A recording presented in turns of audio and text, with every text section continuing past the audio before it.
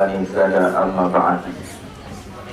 Saya ayol ikhwah a'azakumullah jami'an, bapak-bapak dan juga ibu-ibu, calon bapak dan calon ibu, saudara-saudariku semua, ikhwan wa akhwat fillah. Semoga Allah senantiasa memberkahi kita semua dan semoga kita bisa masuk surga bersama-sama semuanya. Amin ya rabbal alamin. Salam cinta tak bosan untuk anak yang hadir, buat anak-anak kita, buat teman-teman cilik, adik-adik kecil yang meramaikan majelis di kesempatan pagi hari ini. Tak pernah bosan kita doakan semoga anak-anak kita menjadi anak yang soleh dan soleha, menjadi pemimpin bagi orang-orang bertakwa.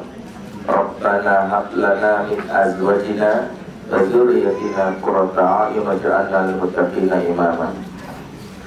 Jamaah rahimakumullah, pagi ini alhamdulillah kita bisa berkumpul kembali melanjutkan kajian kita di Pondok Laras ya, yang diadakan Yayasan Al-Hijaz Al-Khairiyah. Dan jamaah hari ini banyak ibu-ibu, bapak-bapaknya nyempil ya di samping, kayak gadis yang dipingit ya Pak. Itulah Pak rasanya Pak, ditumpetin di sampingnya. Kita membahas tema yang sekarang menjadi viral. Sebenarnya sudah beberapa tahun ini menjadi isu yang selalu ditanyakan. Hampir setiap majelis kami, di mana kami diminta menjadi pembicara, masalah kecanduan gadget ini menjadi suatu masalah problem yang dialami sebagian besar orang tua. Dan ini lebih fatalnya lagi, bukan kecanduan gadget yang dialami oleh orang dewasa, tapi dialami oleh anak-anak. Makanya judulnya kecil-kecil candu gadget. Di mana anak-anak tumbuh kembangnya dia butuh yang namanya hal-hal yang sesuai dengan fitrahnya, tanpa sadar mengalami kecanduan. Di mana sebagian ahli menyebutkan ciri anak kecanduan itu sudah mulai melakukan hal-hal yang di luar nalar, seperti misalnya memukul orang tuanya kalau gadgetnya diambil. Ada yang misalnya membanting benda yang ada sekitarnya, ngamuk berlebihan. Ada bahkan yang melakukan tangisan yang mungkin ya meratap ya, padahal masih kecil, ratapannya persis ya, kayak jodoh ditinggal nikah ya, sama gebetan. Jadi kita merasa bahwa kok begini amat. Kalau ini dialami, itu bisa termasuk bagian yang disebut kecanduan. Bahkan bakat-bakatnya bisa kita lihat kalau anak ini selalu apa-apa bisa tenang kalau ada gadget di tangannya, tidak bisa terima kalau gadget itu lepas. Dan itu menjadi salah satu indikasi bahwa ada yang salah di dalam pola asuh yang harus diperbaiki. Di mana awal mula kita memberikan gadget, kalau boleh jujur, karena kita tidak ingin direpotkan. Sebagian besar anak berulah dan bertingkah yang membuat orang tua merasa lelah. Rasa lelah ini maka sebagian memberikan yang disebut obat penenang. Para ahli menyebutnya shut up games, dengan alat yang membuat dia tenang, yaitu gadget. Dan ini dirasa sebagian besar berhasil. Nangis sedikit, nih, kan gitu. Dan itu kita merasa tenang. Tapi apa yang terjadi seiring dengan ya anak merasakan rasa nikmat, hampir setiap emosi dia itu ditenangkan dengan yang namanya gadget ini, wiringnya tersambungnya dengan gadget, maka lama-lama muncul rasa tenang yang berlebihan ini. Sebagian ahli menyebutkan keluar zat yang disebut dopamin. Dopamin itu berlebihan sehingga memicu keinginan untuk terus melakukan dan berinteraksi dengan apa yang diinginkan atau benda yang sama tersebut. Dan itu hampir terjadi sama sekarang dengan anak-anak yang terjadi di usia ini. Makanya di beberapa berita online kita dapati ada anak yang harus dirawat, waliyadzubillah, di rumah sakit jiwa, masih kecil. Ya, di Cianjur sudah muncul berita itu. Atau beberapa anak yang sudah ya menjelang ABG, yang dia sudah seperti orang yang dalam tanda kutip orang gila, yang ketika bedanya nggak ada tapi dia masih tangannya mengetik atau sedang bermain game online dengan imajinasinya sendiri, seolah-olah bendanya ada. Dan itu menunjukkan ada sistem dalam otaknya yang boleh dibilang mengalami kerusakan, karena apa yang dia peroleh itu ya ternyata memicu rasa candu. Apa yang harus kita pahami? Di sini orang tua banyak yang tidak memahami bahwa benda yang bernama gadget ini adalah salah satu yang merusak hampir semua hubungan antara orang tua dan anak yang terjadi justru di saat dewasanya. Kalau di masa kecilnya kita merasa kita tidak ingin diganggu oleh anak, maka anak pun semakin jauh di saat ketika orang tua beranjak dewasa. Ketika anak beranjak dewasa, yaitu orang tua merasakan itu. Orang tua merasakan bahwa anak semakin terpisah. Ya, ada yang diceritakan misalnya salah satu jamaah kami yang bercerita bahwa dia sendiri ingin memasukkan anaknya ke pesantren, dan saat itu saking semangatnya anaknya ya dibujuk sejak awal kalau mau pesantren entar dibeliin handphone. Akhirnya dibelikan. Semakin anaknya mau dan dipersiapkan ya, dari kelas 4 SD sudah dibelikan. Lulus SD anaknya siap-siap masuk pesantren, dapatlah sebuah pesantren yang ternyata aturannya anak ini nggak boleh megang handphone. Anaknya awalnya berontak, tapi karena udah komitmen ya udah. Sang ibu tidak boleh menengoknya lebih dari rutin, hanya boleh nengok 6 bulan sekali saat liburan. Dan itu pun kalau menelpon itu hanya lewat via guru atau ustadz atau ustazahnya, musrif dan musrifahnya. Sepekan sekali, maksimal 15 menit. Akhirnya setujulah sang ibu dan suaminya. Akhirnya anaknya dilepas, meskipun dalam keadaan anaknya belum siap secara emosi, nggak matang. Singkatnya, saat terjadi yang namanya liburan, sang orang tua diminta untuk menjemput. Sang ibu menahan rindu selama 6 bulan. Dia ingin mempersiapkan kejutan, masakan yang paling disukai anaknya dimasak hari itu. Sang suami pun sudah merencanakan nanti pulang dari yang namanya pesantren mau jalan-jalan dulu. Ya, ini persiapkan anak-anak untuk jalan-jalan. Ingin menghibur sang anak. Begitu sampai pesantren, sekolah membuat suasana makin haru, dibuat momen terpisah. Ini momen orang tua, ada tirai, ada hijab, ini momen ini anak. Anak diberikan ya sebuah motivasi untuk memuliakan orang tua. Nanti kalau sudah dibuka tirainya, cari orang tuanya, cium tangannya, berterima kasihlah karena mereka telah membantu atau mengasuh kamu selama ini. Pada saat tirai itu dibuka, semua anak mencari orang tuanya, termasuk anak ibu ini. Ketika dia datang, sang ibu udah berdebar-debar, ya Allah nak. Dan ketika dipeluk, anak ini memulapkan perasaannya, senang dipeluk ibunya. Tapi setelah itu dia cuma ngomong satu kalimat, ya, handphoneku mana? Sang ibu bingung sampai bilang, oh iya mama lupa nanti ya. Kok kenapa sih nggak dibawa? Oh gitu, ngapain mama kemari? Sampai segitunya. Sebel deh mama nih, aku udah 6 bulan nggak main, tapi tahu-tahu mama janji kirain udah bawa gadget, ternyata enggak. Oh gitu, ngapain jemput gitu. Dan ibu ini nggak bisa marah karena malu dengan orang tua yang lain, karena itu momen bersama orang tua yang lain. Mencoba menahan diri sampai dibilang mama udah makanan kesukaan kamu, nggak mau dia, hanya gadget. Sepanjang perjalanan nggak ada suasana nikmat. Sang ayah merasa kesal karena anak nggak merasa berterima kasih. Sang ibu juga akhirnya pulang dalam keadaan sang anak juga mutung diam. Malah akhirnya minjem handphone mamahnya dan meluapkan waktu sepanjang perjalanan dari pesantren pulang di mobil hanya bermain gadget. Yang paling berbahaya dari gadget adalah rusaknya hubungan.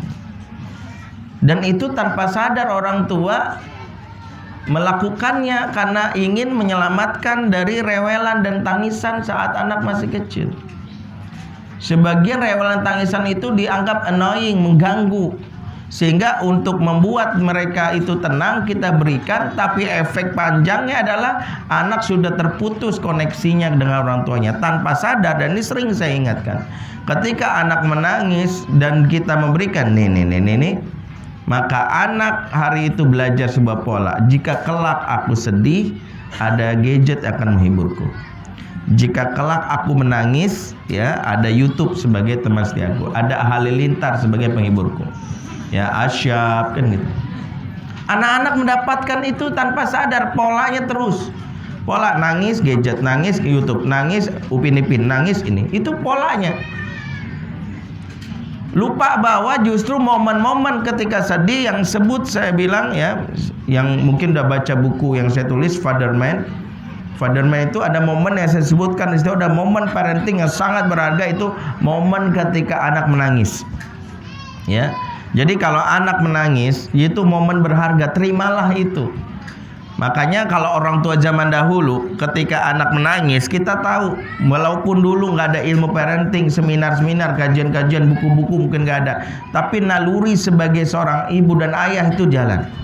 Jadi kalau anak nangis, langsung sang bapak inisiatif, ya langsung menghibur dengan apa yang dimiliki. Tang-ting tung gitu. Walaupun bisa jadi anak masih nangis. Habis itu bapaknya mencoba nyanyi, makin kencang kan bapaknya nyanyi loh, makin kencang dia. Ya, bapak jangan nyanyi lah intinya gitu ya. Makin kencang nangis, bingung kan bapaknya, langsung niru suara pesawat. Masih nangis juga, masih. Terus ya bingung apalagi ya, sampai bapaknya bereksperimen ya, bilang muka jelek nih, muka jelek. Emang udah jelek kan gitu. Sampai kita tahu anak punya batas baterainya, lowbat juga kan, lama-lama nangis itu nggak akan terus-terusan. Sampai disinilah saya bilang momen yang paling berharga, siapapun ayah dan ibu pernah ngalamin ini, momen yang paling istimewa, anak nangis dalam pelukan kita. Lama-lama dan gitu. Dan akhirnya dia tertidur lelap, kita. Tapi ingat, ada sebuah pelajaran hari itu yang akan dikenang, disimpan dalam memorinya bertahun-tahun di masa depan. Jika kelak aku sedih, ada ayah dan mama yang akan menyeka air mataku. Jika kelak aku menangis, gak perlu lari kemana-mana, gak perlu lari kepada teman yang belum tentu baik sepenuhnya. Cukup ayah dan bunda yang akan setia menemani aku. Ini yang kadang-kadang kita lupai. Maka ketika kita berbicara tentang gadget, selain nanti dampak yang terkait dengan dampak fisiologis, dampak perilaku, ya saya mungkin mengurainya agak sedikit melompat, tapi yang paling dikhawatirkan itu adalah dampak secara hubungan relationship, di mana orang tua nggak lagi memiliki koneksi, anak nggak memiliki koneksi kepada orang tua, wiringnya rusak, sambungannya. Fungsi orang tua dirasa cuma dua. Pertama memberi nafkah, yang kedua memberi izin untuk menikah. Hanya dua. Anak gak perlu lagi bertanya, tinggal klik Google kok. Anak gak perlu lagi cari informasi, tinggal cari di YouTube. Anak tidak perlu merasakan hiburan, banyak sekali di gadget. Kenapa? Hubungan yang terputus ini bahaya. Padahal kita berharap nasihat kita didengarkan, nasihat kita dipatuhi, tapi anak tidak merasa punya koneksi dengan orang tuanya. Makanya seringkali salah satu kegagalan dalam menangkap momen, dan ini ada hubungannya dengan anak-anak berperilaku candu gadget, adalah orang tua yang tidak siap menerima tangisan, rewelan. Padahal tangisan, rewelan ada sebuah momen indah. Percaya deh, kita paling hanya merasakan itu cuma 5 tahun setiap anak itu, atau paling lama 10 tahun.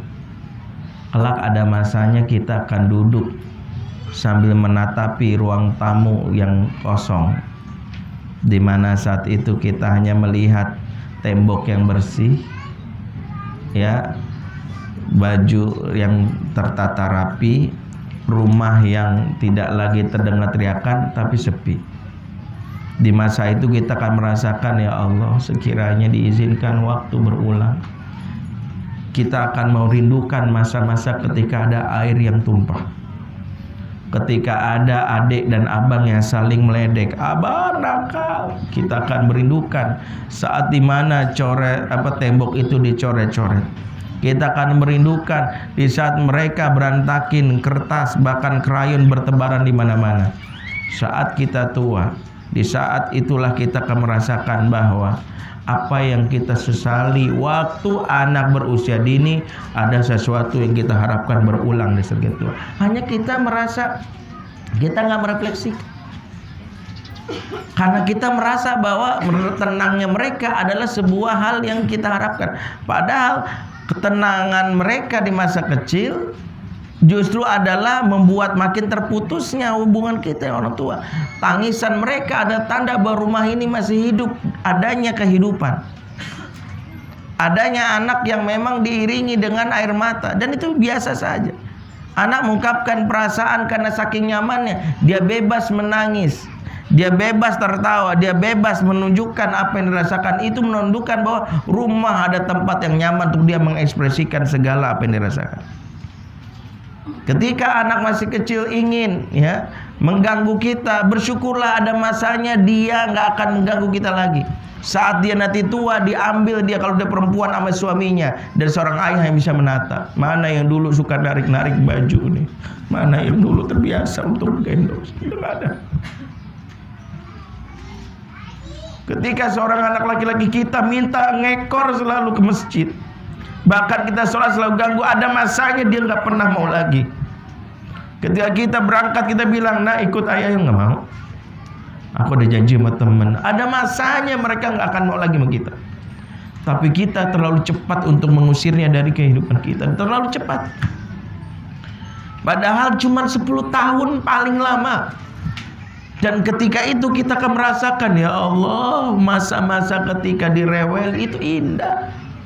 Maka kata kuncinya, sebelum kita bicara gadget lebih lama, nikmati. Siapa yang mau memiliki balita di umur-umur ketika dia sangat mengesalkan hati, nikmati. Hanya beberapa tahun saja Allah berikan pemandangan itu. Setelah itu engkau akan merasakan kehilangan ketika rumah seperti tertata rapi, tak ada lagi cocoretan, tak ada teriakan, tapi kita mematung karena hanya kita dan pasangan kita saja.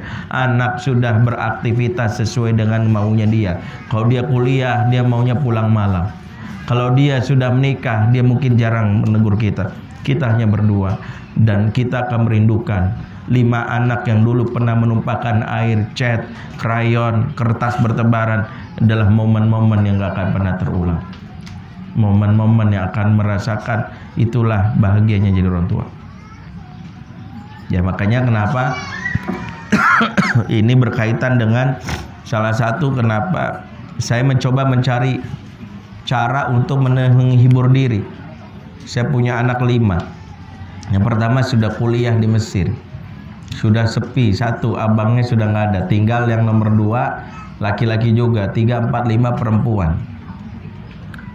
Kalau berempat ini ngumpul, ada acara di rumah, biasanya ribut. Sang abang karena nggak ada partner laki-lakinya, biasanya nggak ganggu adiknya yang perempuan. Disitulah ada surat teriakan, adik yang bilang abang nakal gitu. Kemudian yang satu lagi main ini berantakan. Sebagian besar ya mungkin itu pun dialami oleh istri saya. Ya Allah kok gini amat.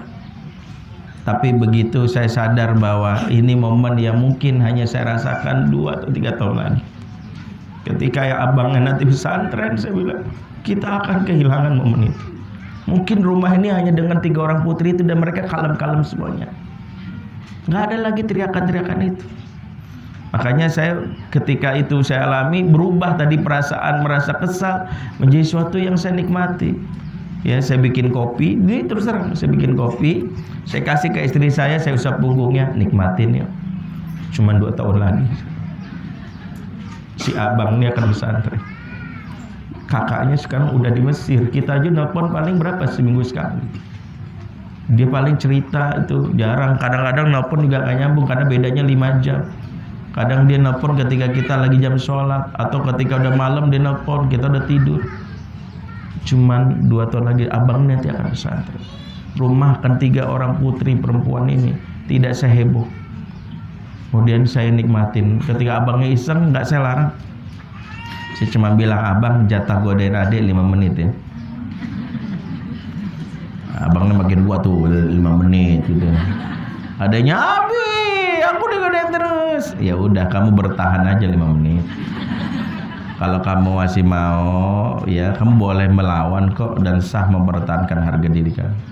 Oke, adanya ngelawan, jadi lucu, kejar-kejaran sama abang.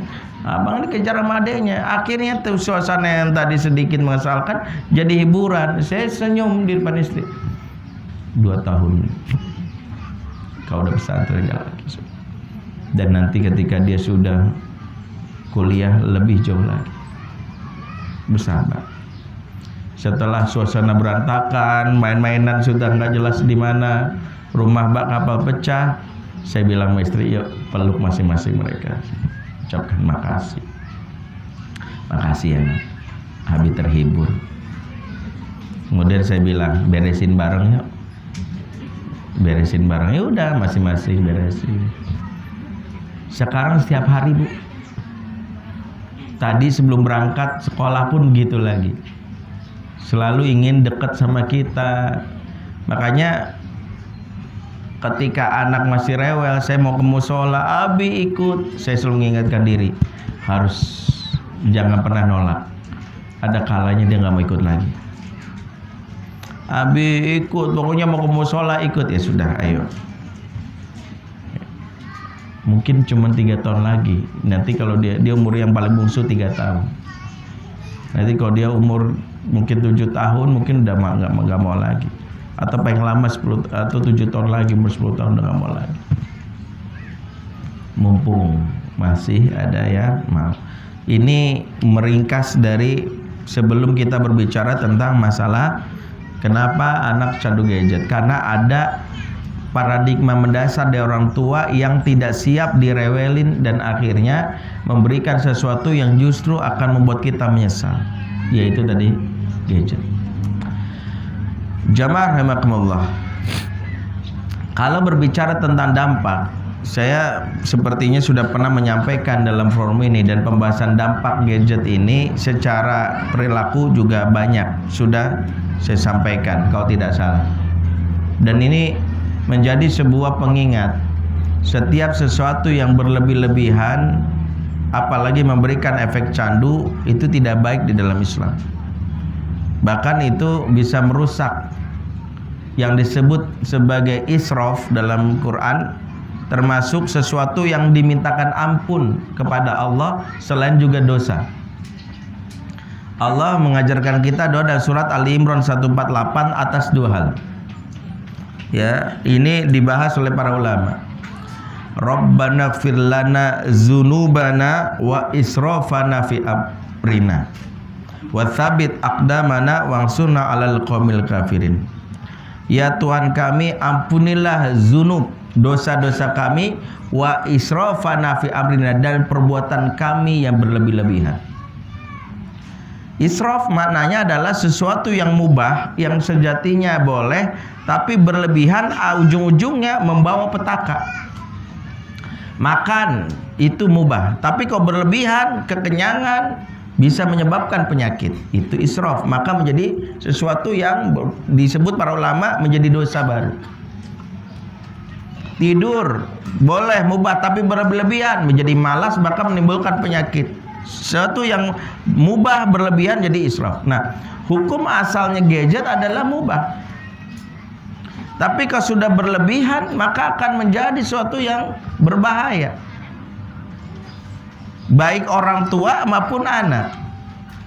Dan kita bisa lihat anak-anak yang kena gadget secara fisiologis akan mengalami beberapa hal, mulai dari mata yang rusak, mengalami sebut degenerasi makula. Apa itu degenerasi makula? Kerusakan di bagian retina, lutein itu teriris oleh kilatan cahaya yang ada di gadget, yang akan seperti silet yang akan merusak bagian lutein di retina. Terutama bagi anak yang memaksakan untuk melihat gadget di suasana yang temaram, di kamarnya dimati lampu, udah tidur, ternyata pelan-pelan dia ngeliat. Nah, akhirnya lama-lama matanya rusak. Atau di mobil malam hari ketika lagi mengendarai di kendaraan, anaknya di belakang gelap tetap main gadget. Apa yang rusak? Kilatan cahaya itu. Makanya ada anak-anak yang bagian luteinnya itu sudah rusak, berabun, bagian retinanya, yaitu sulit disembuhkan. Itulah kenapa bahaya secara fisiologis anak-anak rusak. Yang kedua apa?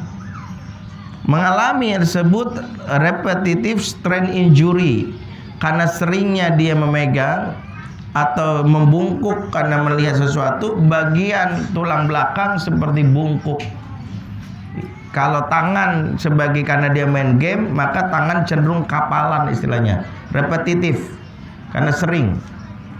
Dan itu bisa mengakibatkan ya sakit yang sulit disembuhkan. Apalagi secara fisiologis, sekali lagi, dampak ini penting sampaikan supaya mengetahui, jangan sembarangan. Ya, secara fisiologis. Ada juga dampak secara fisiologis terkait dengan kemungkinan anak kalau berinteraksi dengan game itu menstimulan juga rangsangan di saraf otak, terutama anak-anak yang sudah candunya itu kepada isinya yaitu game. Di mana anak-anak ini akan mengalami yang disebut Nintendo epilepsi. Ya, jadi gadget atau layar itu bukan hanya berbentuk handphone, smartphone, tapi juga ya sesuatu yang terkoneksi ya kepada permainan seperti layar PC ya, atau misalnya smart TV yang dia bisa berinteraksi memuaskan dalam bentuk yang lebih besar lagi. Sekali lagi, itu yang terjadi. Nintendo epilepsi adalah sebuah penyakit yang tiba-tiba anak kejang-kejang seperti ayan, dan ini sudah beberapa terjadi. Pernah ada kasus tiba-tiba anak meninggal di sebuah warnet habis dia bermain. Ini ternyata karena sarafnya itu berkontraksi terhadap stimulus yang ada di dalam gambar dan suara dalam permainan yang dia ikuti. Tiba-tiba menjadi tegang karena bermain lebih dari 6 jam atau bahkan dari 8 jam, ujung-ujungnya kejang-kejang epilepsi. Pertolongan pertamanya persis seperti orang epilepsi. Sampai segitunya, iya. Dan ini bukan hoax, ada faktanya dan ada risetnya. Ini sesuatu yang mungkin terjadi. Ya. Secara fisiologis, secara psikologis kita tahu anak-anak mengalami yang pertama perilaku asosial, khususnya kepada orang terdekat.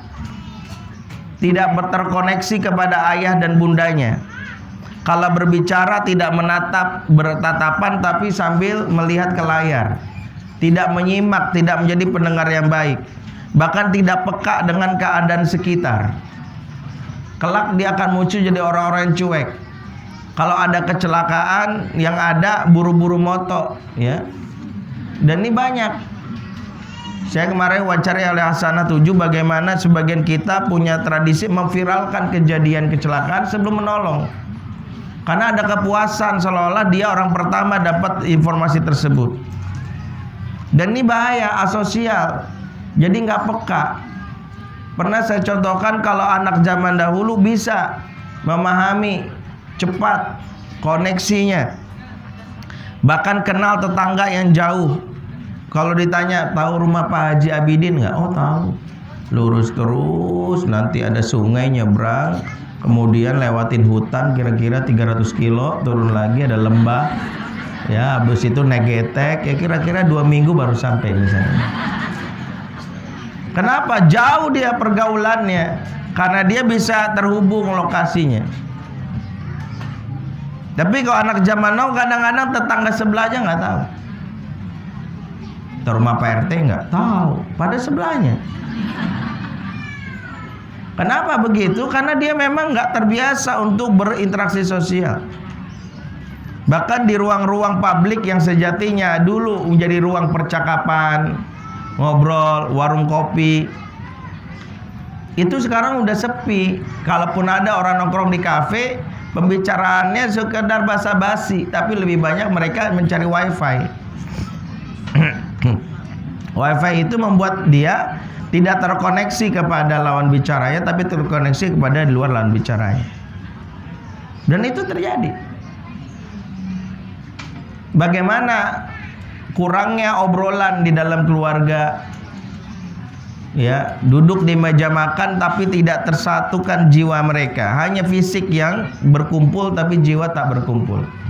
Sang ibu ya resah ya, karena berapa kali bunyi tangtung nih, kayak orderan jilbab nih, aduh. Jadi kalau makan itu pun selalu mikirin cepetan apa makannya kan gitu ya. Sang bapak juga gitu ya, buru-buru ingin lihat mention di IG ya, ada yang komen nggak tadi di status yang saya bikin. Sang anak juga begitu. Jadi masing-masing ya. Oh ya, apa nih buku? Oh ya, udah pada tahu ya, ini buku Fatherman. Jadi masing-masing tidak terkumpul dalam perasaan yang sama. Aktivitas makan bersama akhirnya tidak menjadi sebuah hal yang menyenangkan. Padahal aktivitas ini aktivitas yang menguatkan perasaan. Obrolan di meja makan itu obrolan yang menguatkan. Ya. Dan ini sudah hilang. Hilangnya apa? Karena kita pun sudah malas makan bersama pun udah malas. Kalaupun makan bersama hanya untuk memenuhi yang namanya postingan di IG ya. Karena sebelum makan kita foto dulu. Itu yang terjadi. Jadi asosial. Yang kedua adalah anak-anak yang sudah terpapar gadget lebih lama bahkan sampai candu, cenderung menjadi pribadi yang terburu-buru dan instan. Tidak terbiasa untuk bersabar karena gadget menstimulus dia untuk memperoleh informasi cepat. Ya, mereka menentukan. Karena itu kita tahu berita-berita itu anak-anak atau kita sendiri sebagai ya disebut kalau anak-anak itu kan native digital, kalau orang tua imigran digital.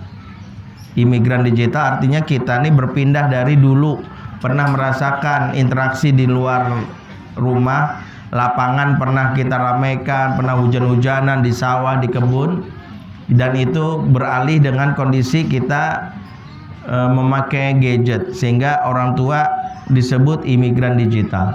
Kalau anak-anak kan disebutnya native digital karena sudah mahir.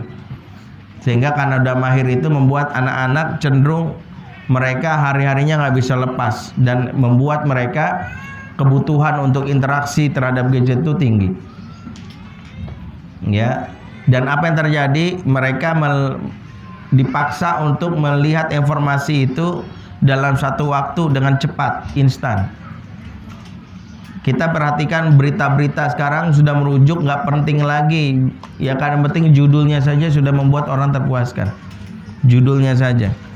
Dan kadang-kadang disitulah perangkap hoax yang seringkali masuk karena seringkali kita nggak ngetik atau nggak ngeklik gitu maksudnya. Pernah saya sampaikan kalau nggak salah di sini juga banyak grup itu terutama Pilpres kemarin itu emosian karena nggak melihat dari berita secara utuh, langsung ambil kesimpulan dari judul. Ya, pernah suatu grup WA ada sebuah berita yang diposting seseorang ditambahin dengan komen yang memanas-manasi. Israel mendukung pasangan 01. Tuh kan, gue udah bilangin. Israel aja dukung. Begitu saya klik, ini benar, ini kejadian nyata. Saya klik tuh beritanya, cari beritanya.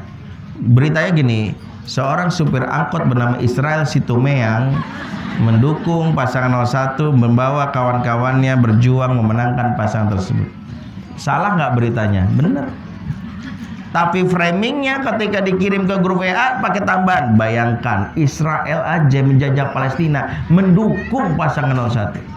Artinya ini nggak ada kepentingan politik. Saya sih berpikir kita udah lepas move on dari kemarin apa terjadi. Nggak udah berpikir 01 02. Ya nggak usah nggak ada cebong dan kampret lagi kan. Sekarang udah kecepret kan gitu ya, udah gabung sana. ya, udah gabung mereka. Jadi nggak usah berpikir lagi. Tapi yang menjadi permasalahan adalah kita itu masih gampang banget terprovokasi. Baru dapat judul langsung simpulin, nggak pernah dibaca. Ini tradisi yang buruk dan itu efek dari gadget. Nggak mau membaca utuh, artikel panjang nggak suka kita baca. Ya, anak-anak kita apalagi.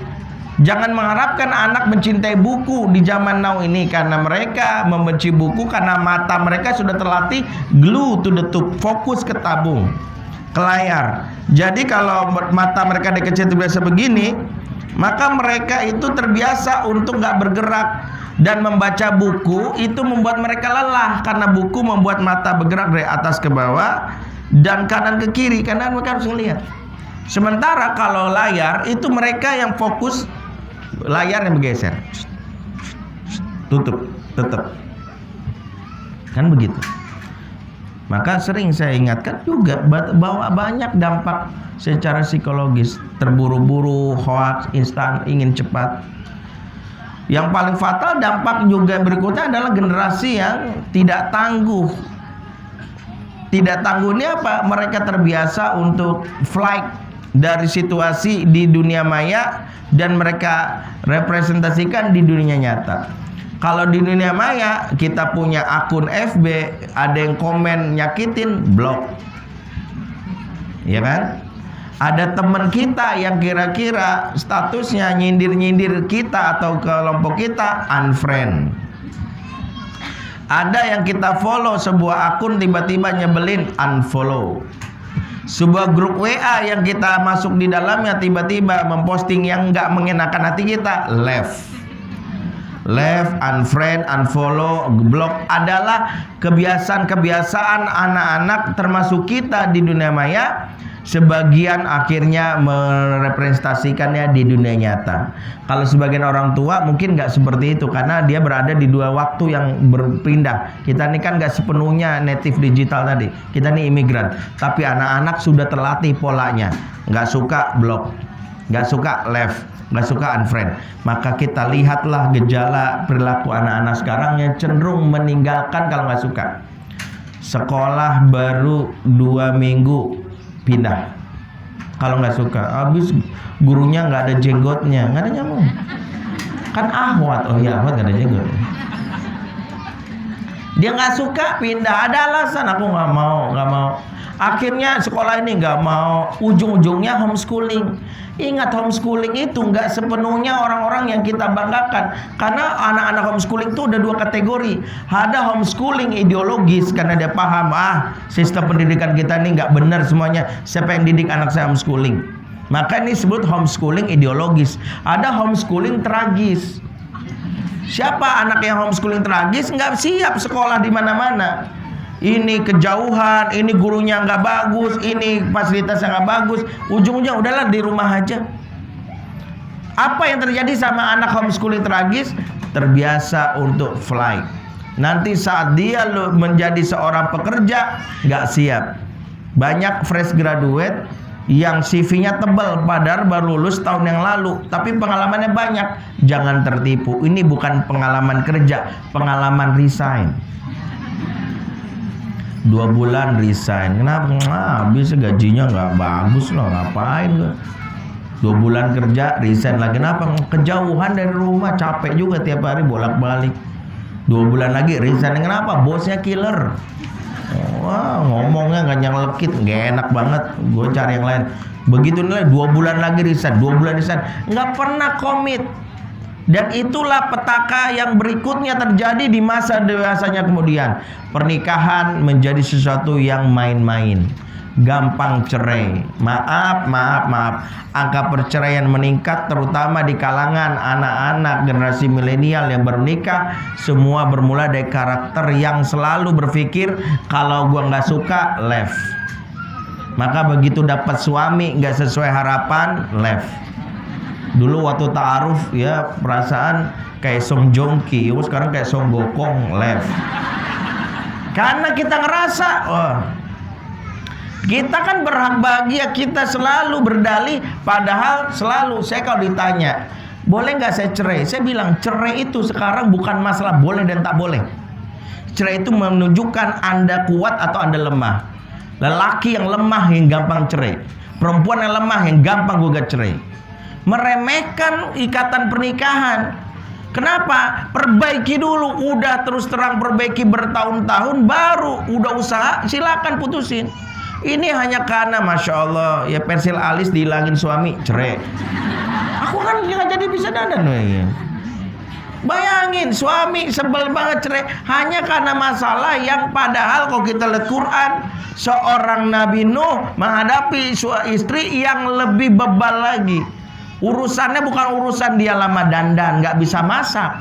Urusannya bukan dia kalau ngomongnya lekit. Urusannya ini istri kafir. Alasan yang paling kuat menceraikan pasangan itu adalah keimanan. Gua mukmin, lu kafir, cerai. Harusnya begitu, boleh. Tapi Nuh bertahan dengan istri yang kafir. Bukan masalah nggak boleh, boleh aja. Tapi inilah salah satu pengajaran di saat anak-anak terlatih untuk left, flight, unfriend, unfollow dan block, maka begitulah karakter mereka di dunia nyata. Mereka terbiasa menghadapi pasangan, kalau gua nggak suka, habis ribut mulu, cerai. Padahal tak ada pernikahan yang tidak ribut, tak ada pernikahan yang tak konflik. Maka belajar, padahal mereka sempat pacaran, konon bahkan pacaran intens, tapi rumah tangganya nggak bisa bertahan. Kenapa? Karena karakter. Padahal ayah ibu mereka dijodohin. Ada yang mungkin nggak kenal sama sekali, baru kenalnya pas di malam pertamanya doang. Itu tapi bertahan bertahun-tahun karena karakter. Kita dilatih dulu, sesuatu yang sulit survive, bertahan, cari solusinya, temukan ininya. Jangan ujung-ujungnya selalu fly. Jadi yang ketiga, perilaku yang membuat anak-anak kita cenderung tidak tahan banting. Salah satunya adalah karena gadget, kontennya melatih anak untuk fly. Kontennya, ingat ya, kebendaannya kita tahu nih kontennya. Kalau tadi kebendaan matanya jadi rusak, kemudian fokus ke tabung, membuat repetitive strain injury dan sebagainya. Taib. Apalagi techno-junkies. Salah satu dampak psikologis nomofobia, ketakutan dan kehilangan handphone, nggak bisa lepas dari gadget. Techno-junkies juga perilaku membuat anak-anak sekarang nggak bisa lepas. Ya kalau misalnya ya dia pergi berangkat, ya adiknya ketinggalan, udah biarin aja lah, biarin habis rewel. Tapi kalau handphonenya ketinggalan, wajib balik. Iya mah, aku handphone gue ketinggalan, ya udah tinggal, balik. Tapi kalau adik, kok biarin aja adik rewel, gitu jadi tinggalin. Kan kayak gitu, sampai segitunya. Kalau adik atau saudaranya nggak kelihatan dalam waktu 2 hari 3 hari, dia biasa, tapi di sejam nggak kelihatan handphone udah panik. Ini PR bersama. Saya ngomong ini bukan berarti saya juga bisa lepas dari masalah ini. Di keluarga kami mungkin ada yang seperti itu juga. Ya, yang kelima apa? Generasi yang cenderung follower, ikut-ikutan karena terkoneksinya gadget dengan gadget yang lain, dengan informasi membuat mereka memiliki ya namanya perasaan kebersamaan, sehingga trending itu menjadi salah satu yang menjadi arus yang diikuti, sehingga muncullah challenge yang kadang-kadang ngaco tapi diikuti juga.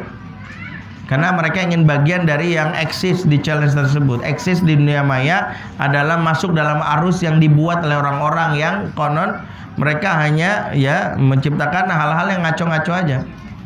Siapa yang followernya banyak, dia bisa menciptakan tren sendiri. Ini bahayanya kalau seseorang punya follower banyak, dia nggak memberikan manfaat. Ya sayangnya orang-orang yang followernya banyak di negeri ini orang-orang yang maaf kontennya sampah rata-rata. Dan kita nggak kebayang kalau dia misalnya waliyazubillah ada keburukan yang diikuti oleh followernya, maka ini jadi dosa jariah. Seandainya dia dapat hidayah dan sedikit lebih cerdas, jumlah follower yang banyak sampai puluhan juta, sampai belasan juta, maka bisa jadi modal kebaikan dia di akhirat. Dia cukup posting sesuatu tapi orang lain mengikutinya, Masya Allah. Dia katakanlah misalnya ada orang yang followernya 10 juta, dia posting, sudah bersyukurkah kepada Allah hari ini 10 juta saja. Kemudian 10% dari 10 juta ini, misalnya sekitar 1000 orang saja atau 10.000 aja, udah pahala kita ngalir dari amalan orang bersyukur begitu. Banyak yang nggak ngeh gitu.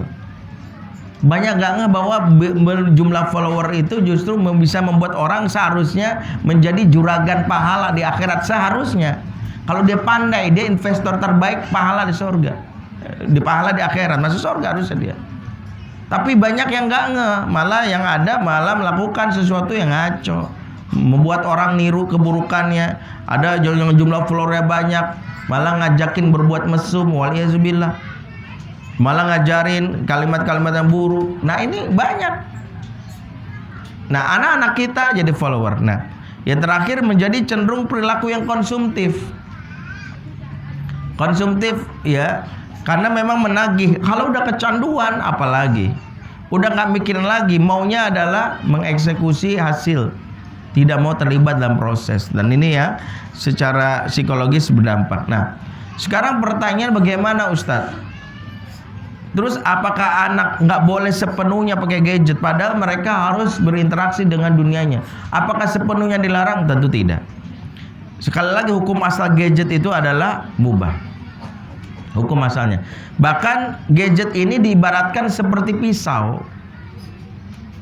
Pisau itu fungsinya bisa menjadi baik, menjadi buruk, tergantung memakainya. Bisa dipakai untuk motong buah, motong sayur, dan dimasak, maka bernilai pahala. Itu pisau. Dipakai untuk malak orang, nusuk orang, bunuh orang, haram, dosa besar. Itu dilakukan. Maka gadget ini saya selalu ibaratkan seperti pisau. Karena seperti pisau, berlakulah kepadanya hukum yang membuat seseorang itu kalau ingin yang memakai gadget seperti pisau. Gadget itu ada dua. Kalau bertanya kapan anak boleh pakai, bedakan antara hak milik dan hak pakai. Hak milik, anak secara pribadi memiliki, dia mengelola sendiri. Nah itu ada hak pakai. Hak pakai dia hanya sekedar memakai, tapi bisa kita tarik. Kapan anak boleh memakai? Yang pertama adalah anak sampai umur 0 sampai 3 tahun, di mana kebutuhan emosinya itu masih berkembang, maka dalam tanda kutip saya harus katakan haram memakai gadget. Jadi siapa-siapa yang melakukan ini, maka membentuk anaknya jadi pribadi yang emosinya nggak berkembang. Nanti gampang nangis, meledak-ledak. 0 sampai 3 tahun adalah fase pemenuhan kebutuhan emosinya. Banyak dipeluk, banyak disentuh, banyak ngobrol. Dan kalau kita ingin mengajarkan Quran, pastikan bahwa kitalah yang menyebutkan lafaznya. Dia harus belajar human interaction, interaksi dengan manusia, agar peka secara nilai kemanusiaan. 0 sampai 3 tahun. Ada juga mengatakan kalau mau sedikit lebih ini 0 sampai 2 tahun pun nggak masalah. Minimal di fase ketika dia sedang menyusui, no gadget. 0 sampai 2 tahun itu. 0 sampai 3 tahun itu sejatinya yang lebih aman. Itu dari sisi.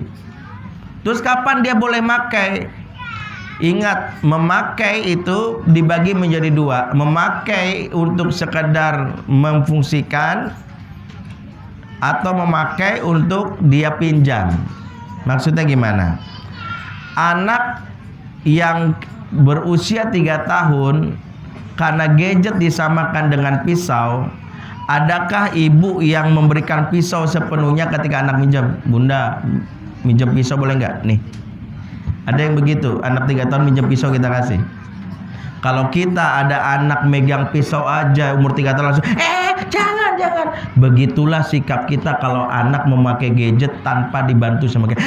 Jangan. Kenapa? Seperti pisau yang kalau mereka berumur 3 tahun lewat itu bisa menusuk orang sembarangan atau melukai dirinya. Kita tanpa sadar memberikan gadget ini 5 menit ya. Kita lupa anak bisa pencet-pencet sembarangan itu. Tiba-tiba muncul gambar yang nggak pantas.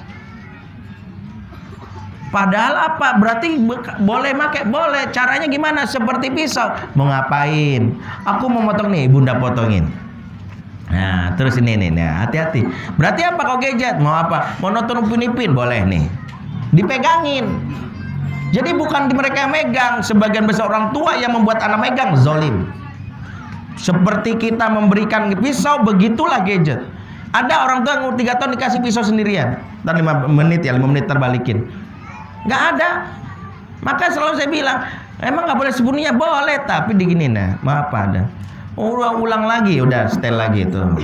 Jadi dipegangin, repot nggak? Emang repot, tapi di sini nilai pengajaran kita. Udah ya, udah. Jadi dia nggak, udah selesai, matiin, selesai. Maka jangan memberikan gadget sebelum anak berumur, jangan minjamkan gadget sebelum beranak berumur tamyiz. Karena tamyiz itu barulah mereka boleh memegang gadget sendiri dengan aturan. Seperti pisau. Anak saya 7 tahun, dia boleh megang pisau. Kenapa? Karena dia inginin, saya cuma bilang, ingat ya, hati-hati. Ya, nggak boleh dibawa keluar. Seperti pisau saya kasih tahu, nggak boleh dibawa keluar. Di dalam saja. Waktu nanti 5 menit lagi Abi pakai. 7 tahun. Kenapa? Karena 7 tahun itu usia anak sudah paham aturan. 7 tahun itu usia anak sudah paham aturan. Di mana anak paham aturan sudah boleh diberlakukan. Makanya anak yang mau dipinjamkan gadget itu minimal usia 7 tahun. Atau disebutkan dalam sebuah hadis, cirinya adalah idza arafa yaminahu ala shimalihi. Jika anak sudah bisa membedakan kanan dan kiri. Kalau sudah bisa bedain kanan dan kiri, berarti usia tamyiz, ya udah. Kasih aturan. Pertama, nggak boleh dibawa kamar mandi, nggak boleh dibawa keluar, nggak boleh dibawa kamar tidur, di ruang sini saja. 20 menit maksimal, paham? Ya, nggak boleh mencet-mencet yang lain. Ngerti aturannya? Oke. Seperti itu, seperti kita mengasih tahu kalau dia megang gunting atau pisau. Nah, oke. 20 menit ya, janji. Oke. Itu namanya hak pakai. Jadi hak pakai sendiri, ada yang dia sepenuhnya minjam, megang sendiri, ada yang wajib kita pegangin seperti pisau. Jadi jangan serahin. Kalau ada anak 4 tahun megang gadget, ingetin orang tuanya, Bu, jangan megang sendirian, pegangin. 4 tahun itu belum tamyiz. Tanya aja, ibu kira-kira anak umur ini ibu suruh megang pisau sendirian, kira-kira ibu nyaman nggak? Ya enggak lah, anak 4 tahun gintang ngelukain. Begitulah gadget. Anak 4 tahun megang pisau sendirian, ada yang nyaman? Nina pegang? Enggak. Ya. Itu hak hak pakai. Yang kedua, hak milik. Sering tanya, terus kapan mereka boleh dibelikan? Secara penuh. Mereka menguasai. Gadget ini diibaratkan para ulama seperti harta. Anak boleh mengelola harta, ada kaidah-kaidahnya. Kenapa gadget berikan harta? Karena gadget ini bernilai.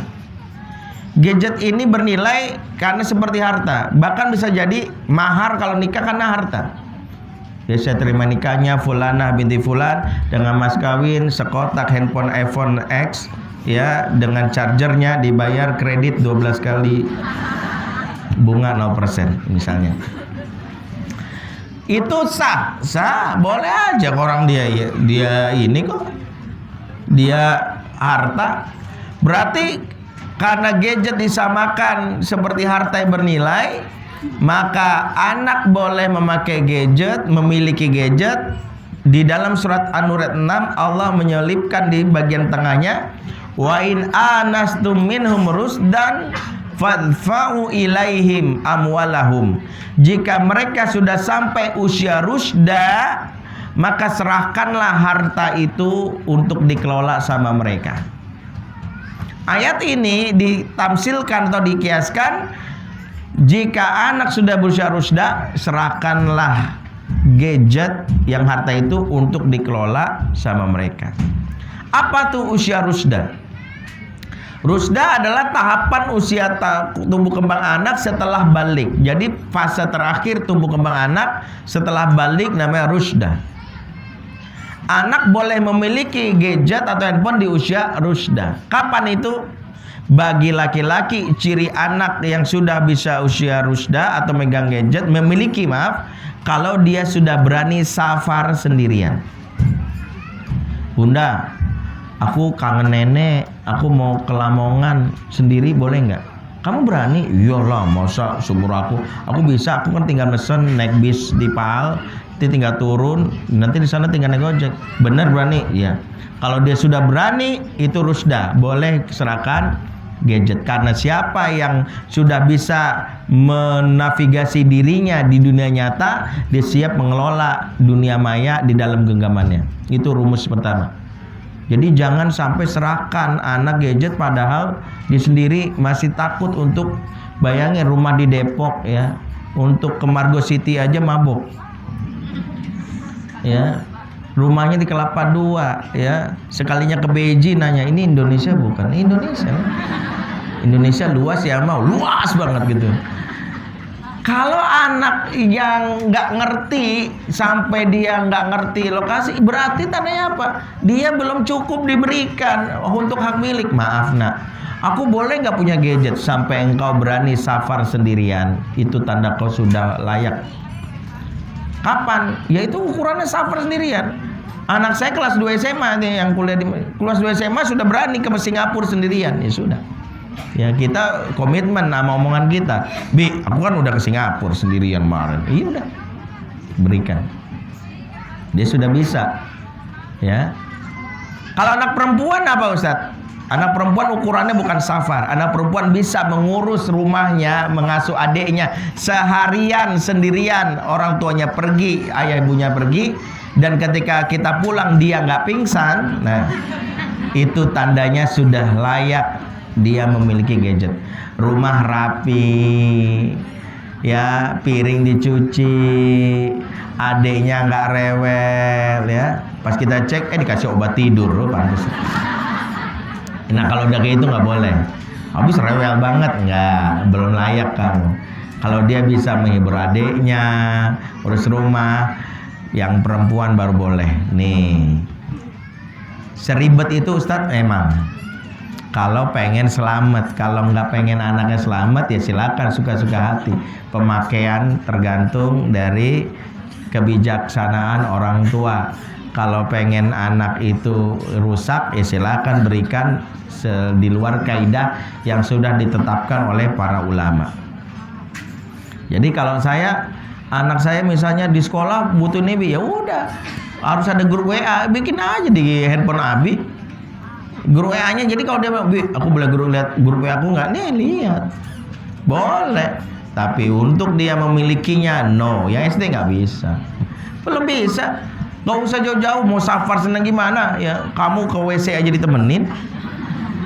Gimana mau dikasih gadget? WC aja minta ditemenin, nggak bisa. Itu indikasinya. Ya. Pertanyaannya, terus bagaimana kalau udah kecanduan sampai nggak bisa lepas? Kecanduan, kalau saya semalam diskusi bagian nonton tayangan Brother tiap Rabu malam jam 8, di mana saya juga semalam bahas dengan kawan saya Bang Hilman Al-Madani, psikolog. Ternyata beliau juga banyak nanganin anak-anak kecanduan, dan terapinya adalah merubah struktur otak yang sudah kadung tergila-gila dengan gadget ini, di mana butuhkan keseriusan dan kerepotan. Ingat kata kunci kalau ingin menenangkan, membuat anak gak candu gadget, siap repot. Siapa orang tua yang gak mau repot, percuma nanyain tips sama pakar, karena setiap tips dari pakar bakal merepotkan orang tua. Gimana Ustadz anaknya? Berarti ibu siap dulu, siap repot nggak? Karena karakter kenapa anak candu, karena masa kecilnya orang tuanya juga nggak mau repot kan. Nangis dikit, ini kan nggak merepot. Kembalikan dulu. Hari ini aku siap repot karena gara-gara waktu kecilnya anakku nggak aku siap repot, dia jadi candu sekarang. Berarti apa? Kalau misalnya anak diambil kesenangannya, pasti rewel, pasti nangis. Berarti repotnya apa? Siapin alternatif. Misalnya kalau dia banting-banting, nggak apa-apa. Itu awal pertama. Itu kalau udah saking candunya. Terus dia kalau bapaknya, ya, kalau bisa bapak yang nanganin, karena kalau sudah sampai fisik kita harus meluk, mencegah tangannya melakukan hal buruk. Kemudian berikan alternatif yang membuat dia nggak candu. Oke, main sepeda yuk, mengalihkan pikiran. Polanya ya yang disebutkan oleh Bang Hilman semalam, psikolog, otak ini merespon sesuatu yang tadinya nggak suka jadi suka, yang tadi nggak suka jadi suka. Sederhana aja, ada orang terdampar di pulau, di mana pulau ini dia sendirian. Dia biasanya di rumahnya dia makannya ayam, spaghetti. Di sana udah nggak bisa lagi. Dia terdampar di pulau, nggak bisa mesen GoFood. Kasihan supir Gojeknya ya. Nyari dia, kalau gitu ngapain dia? Ya berarti minta pertolongan ya. Saat dia di pulau itu yang ada apa? Cuman buah, ikan. Dia nggak doyan ikan awalnya, ikannya pun dia harus bakar sendiri. Ujung-ujungnya dia akan makan. Kenapa? Otak itu akan menyesuaikan lama-lama. Asal dipaksa, lama-lama jadi konsisten suka. Karena struktur yang membuat kita bisa suka itu adalah di otak, di bagian limbiksnya, di bagian amigdalanya, yang membuat dia kayak merubah struktur otaknya tadi. Yang tadi nggak suka jadi suka. Yang sebelumnya suka pun jadi nggak suka, bisa. Nah, begitu juga kalau anak yang tadi sudah kecanduan gadget, kita tawarkan alternatif membuat dia meninggalkan itu dengan cara yang suka. Itu kalau udah kecanduan parah. Tapi kalau dia sebatas dia sudah mulai terganggu aktivitas belajarnya yang berpeluang jadi candu, maka kita harus membuat beberapa alternatif. Ingat, anak yang sudah masuk dalam tahapan ketergantungan sama gadget, biasanya anak-anak yang mengalami gejala emosi yang disebut oleh Profesor Malik Badri namanya BLAS. BLAS itu B pertama bosan. Yang kedua L-nya lonely. Bored, L-nya lonely. Yang ketiga A-nya nama angry atau afraid. Marah dan takut. Yang keempat S-nya namanya stress. Yang kelima T-nya namanya tired, lelah. 5 hal ini dialami oleh anak, ujung-ujungnya pelampiasannya adalah ke gadget.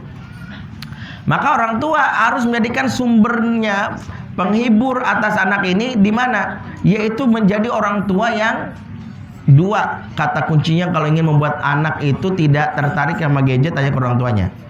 Jadilah orang tua yang peduli alias care. Yang kedua jadilah orang tua yang asyik.